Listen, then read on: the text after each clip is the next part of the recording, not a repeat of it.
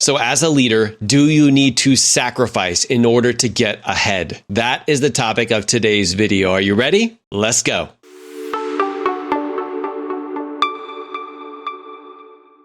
Hey guys, so the reason and purpose behind this video is I want you to breathe a sigh of relief. Because obviously, if you're watching a video that's titled whether or not you have to sacrifice yourself, I really want to let you know that the answer is you don't. I can tell you, I've heard this time and time again that people feel the need to sacrifice themselves. As a matter of fact, it was something that I did for such a long time. But I want to ask you this. What would happen when you achieve that specific goal that you meant to achieve, right? But as a result, you actually had to sacrifice the other important areas of your life? That was the way my brain was programmed. It actually was kind of getting me to think this over and over and over again because it would keep me trapped. But in reality, there's a way that you can actually, what they say, have your cake and eat it too, not have to sacrifice. Now, I can definitely understand why you would be thinking this, because like I said, this is what I used to think too. But let me ask you, if you continue to think this way, that you have to sacrifice, what do you think this is going to create for you? It's going to create probably what I was talking about earlier, where it's a lot of action that you're taking and a lot of sacrifice. And yes, you may succeed in this area, but it will be in spite of those other areas. So I want to share a little bit of a story with you that actually shows you this idea and concept in action of not having to sacrifice, okay?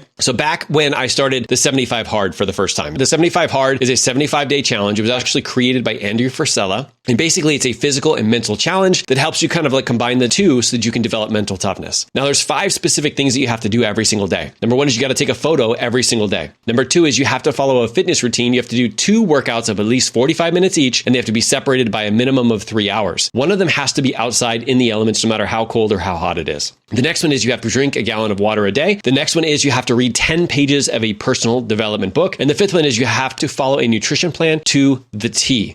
No sweets, no treats, no alcohol, no anything like that. That being said, one of the things that I was struggling with early on was like, how am I going to get 2 workouts in a day? The rest of the other stuff I can handle. It's all a mental thing. And for me, having written the book of like how to develop yourself to master your life through self-coaching, I know how to get myself to show up. But the thing that I kept running into problems with is working as a full-time police officer while doing this life coaching stuff, while having a YouTube and social media and podcasts and all this other stuff. How am I going to get my second workout in when I go in to watch? When I get home, I'm exhausted because I've been up all day. And so my mind was going to, I can choose one or the other, or I'm just going to have to sacrifice the time with my family. Because typically when I would go home, I would actually spend some time with my family. Instead, I started to think about like, how might I do both? I do not want to succeed with the 75 Hard and actually ruin the connection with my family as a result. That is something that I refuse to do. And so what I did is I started to think about it, and it actually presented a bunch of answers.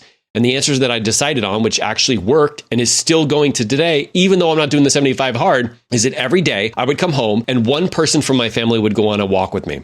Since the workout had to be outside, it could be a walk, it could be anything. But if I went on a walk with somebody different every day for 45 minutes, not only would it create a better connection with my family, but it would actually help me solve the problem of finding the time to do the 75 Hard. As a matter of fact, doing that actually made the connection with my family even stronger, because for 45 minutes, I would go out and I would talk to my daughter about unicorn princesses or anime or whatever it is that she wanted to talk about from school. And a lot of times it was her doing a lot of talking to me, just asking some questions and just listening. I could go out with my son and I can talk about like video games, about Elden Ring, about all of these different things, about Demon Slayer. And then I can go out and talk to Teresa, whether it's about business or personal life or anything that's kind of like going on, like really get an opportunity to like connect with them. And if I had thought that I had to sacrifice one area in order to succeed when it comes to the 75 Hard, I would have not been open to those possibilities. So that is a specific example of when you can actually see yourself in a leadership role and go, you know what? I am not going to succeed in spite of this thing. I'm actually going to succeed as a result of it. And it's actually going to make me even better and even stronger in this area that I could have sacrificed if I had believed that it wasn't possible. All right. Now, before we wind it up, I want to give you 3 huge tips that will help you when you're in these situations themselves, that will get you to think outside the box and figure out a different way. All right. The first one is what I talked about a little bit earlier, and that's the difference between and versus or. Whenever you hear yourself saying or, I want you to really stop for a second. And I want you to ask yourself,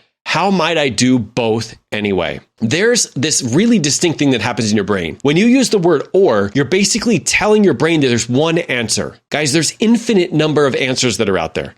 Infinite. None of us even know them all. And if we go with the word or, we have no idea even how to find the actual answers. But if we say and, I want to be able to do this and this, Now we plant a belief in here that it's possible, and we will go out and find them. So no longer are you going to be using the word or. I want you to start using the word and. The second piece is be really intentional, especially with your planning, okay? Be really intentional, especially with your planning. So when it comes to this, like, hope is not a strategy. I love hope more than anything. Literally, as a leader, I feel like I'm a dealer in hope. I hope that when people get done these calls, they go, you know what? This is something that could be possible for me too. But hope is not a strategy. Instead, be intentional when it comes to where it is you're going to grow, how it is that you're going to plant this belief and then put yourself into a situation or an area or a place where you might be able to find those answers. Start reading those books, listen to those podcasts, whatever you need to do. Just don't sit back and wait, all right? Don't sit back and wait. So be intentional. And the third piece, I kind of snuck it into that last one, is put yourself in an environment to find the answers.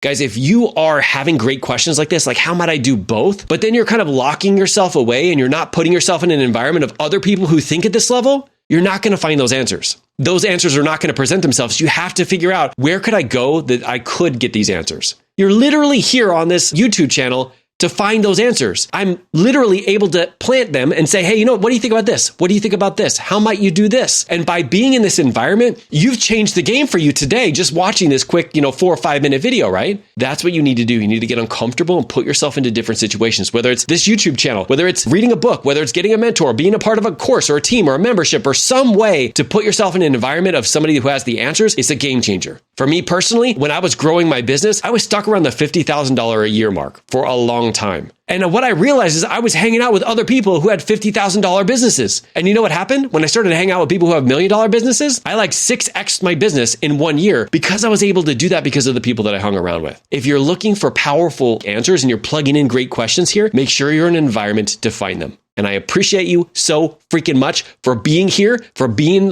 willing to plug into these videos, for being willing to take action on what we talk about here today, because you're in that environment and you're pushing yourself. And that is what an influential leader is all about. So I appreciate you guys so much. Don't forget to subscribe if you enjoy these type of videos. And I look forward to seeing you on the next one. All right, guys, keep leading from the front. See you soon.